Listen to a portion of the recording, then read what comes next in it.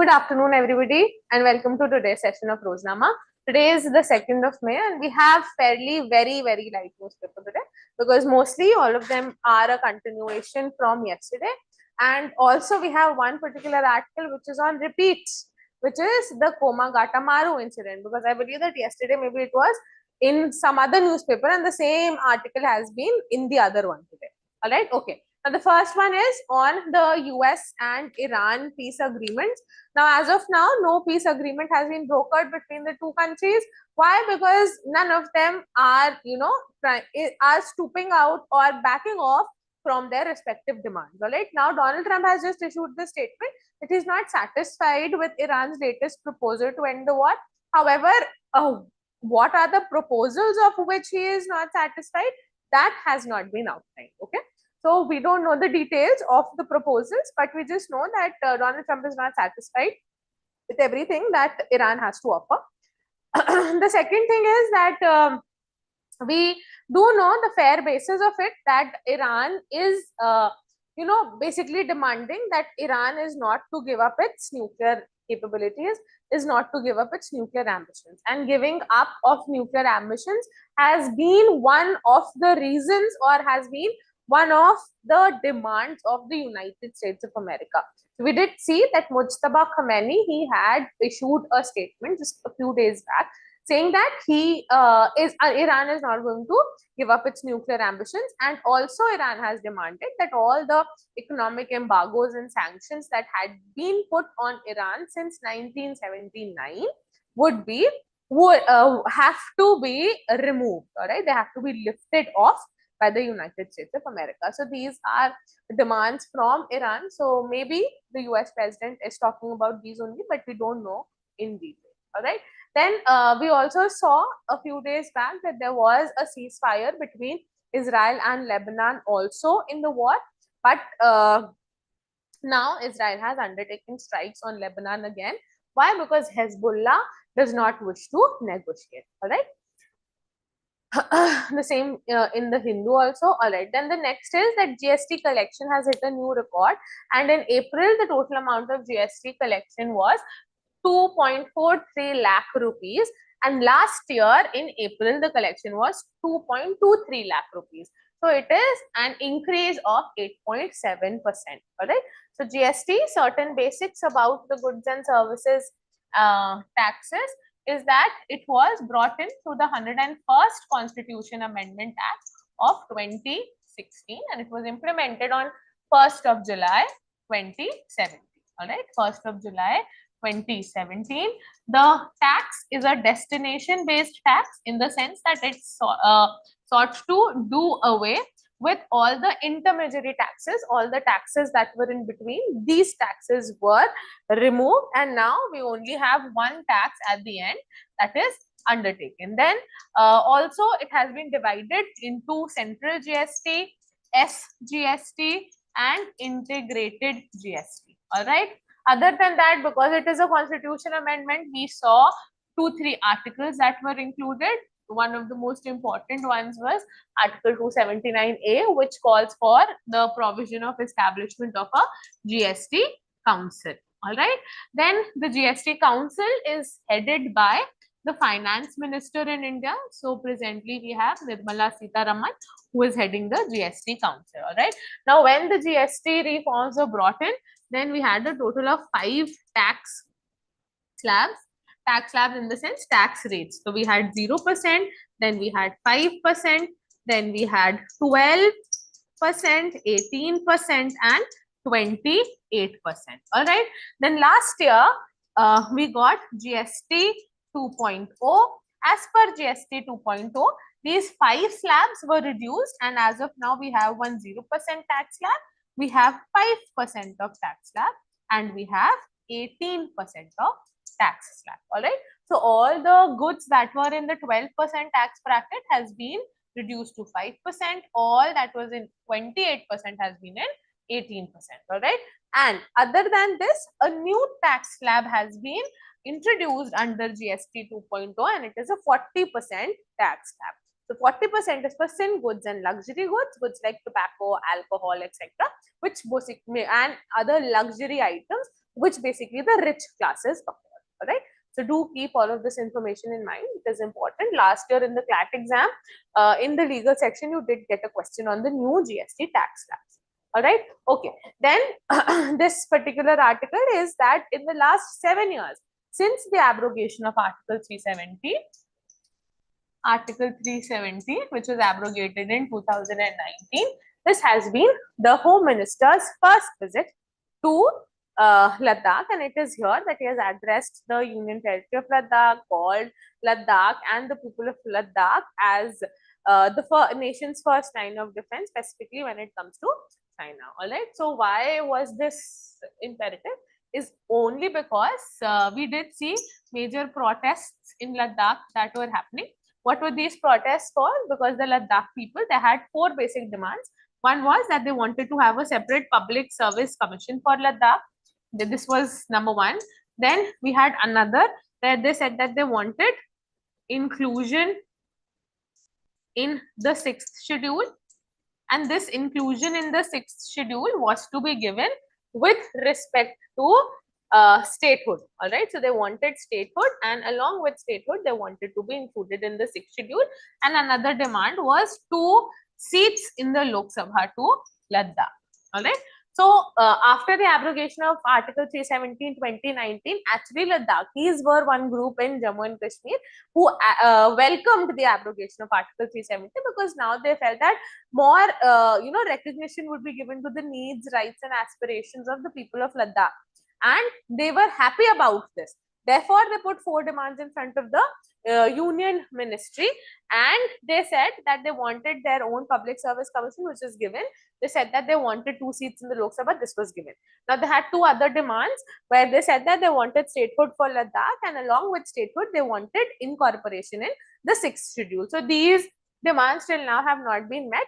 And last year, we did see protests in September, and it was believed that these protests were led by the environmental activist there, Sonam Wangchuk, and Sonam Wangchuk was detained last year, and he has been released just recently last month. All right.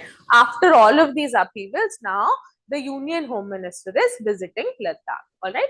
So do go through this. It is important. Then India and Bangladesh are now trying to normalize ties amongst themselves. We did see that just 2-3 days back, we had appointed our first ambassador to Dhaka or to Bangladesh after the new government under Tariq Rahman took charge. So Tariq Rahman is the new Prime Minister of Bangladesh, and he belongs to the Bangladesh Nationalist Party.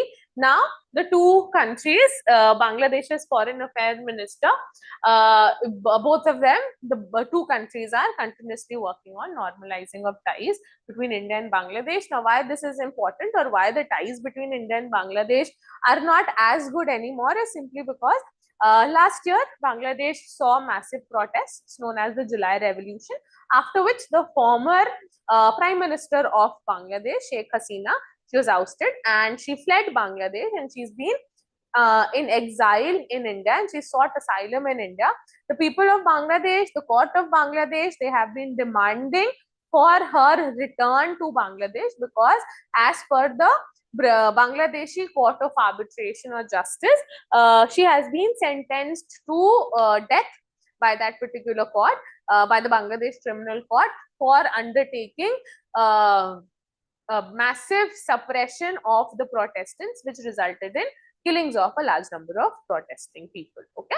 So, because we have extended asylum to her, that is why the Bangladesh government, under the interim government under Muhammad Yunus, they developed significant differences, and now under the new Prime Minister, we are trying to normalize the ties. Okay. Another thing, that why is it important to normalize these ties now, is because 1996, the Ganga Water Treaty was signed for a total of 30-year period, and now it is set to expire in 2026. All right. So now also renegotiations on the Ganga Water Treaty are to be undertaken. All right. So do go through all this. It is important. Then the Indian Navy has inducted the 6th Nilgiri class frigate, and it is Mahendragiri. It is under Project 17. Okay, do remember its name. Then in yesterday's newspaper, we did see that there were certain changes which have been undertaken under the citizenship rules that were notified by the Home Ministry. So these changes are specifically with respect to the overseas citizen of India and their card holders. So naturally, previously you had to register yourself, etc. Now the entire process is online, and also they have issued guidelines like minors. Previously they could get themselves registered as overseas citizens of India and they could hold passports of India as well as that respective country. But now India has said that even if you are an OCI card holder, you can only have Indian passports. Otherwise, you have to give up your OCI membership and become the citizen of whichever country it is that you're living. Yeah. All right. Then just a few weeks back, I believe in March, towards the end of March, we did see that Cuba is as of now suffering from massive economic crisis in the sense that there is high inflation, plus there is electricity shortages, there is energy shortages, and plus massive economic embargoes are on Cuba, due to which trade relations can't be undertaken between Cuba and other countries. Why? Because USA has inflicted these economic embargoes and sanctions on Cuba simply because Cuba is a communist country. Now, we did see recently in January that the US president had undertaken Operation Absolute Resolve, which was a military operation in Venezuela where the US military captured Nicolas Maduro and his wife from Caracas, that is the capital of Venezuela, and brought them to the United States of America, where the president of an external sovereign country trial is being undertaken in another country, that is the United States of America. All right. So after that, he basically showed a desire to annex Greenland.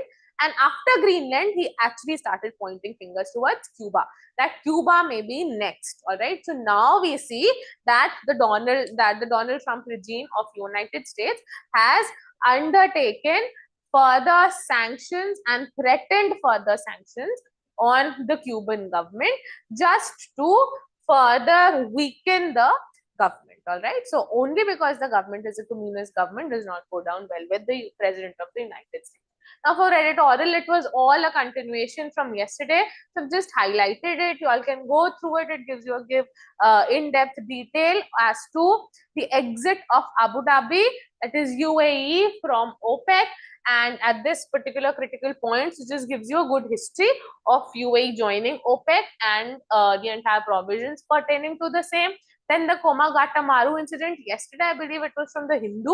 Today the same article has been in the Indian Express. So do go through this article. It has been highlighted and your exam does tend to ask you questions in history. So this could be a probable question. All right. So go through the Komagata Maru incident. And this again is a take on yesterday's piece of news only, that we did see that Maharashtra had issued a notification, had issued a guideline saying that all cab drivers, all taxi drivers of Maharashtra must know how to speak the Marathi language, and the deadline was by 1st of May. However, yesterday on Maharashtra Day, they have extended that deadline to 15th of August, but they have not removed or outdone the provision. All right.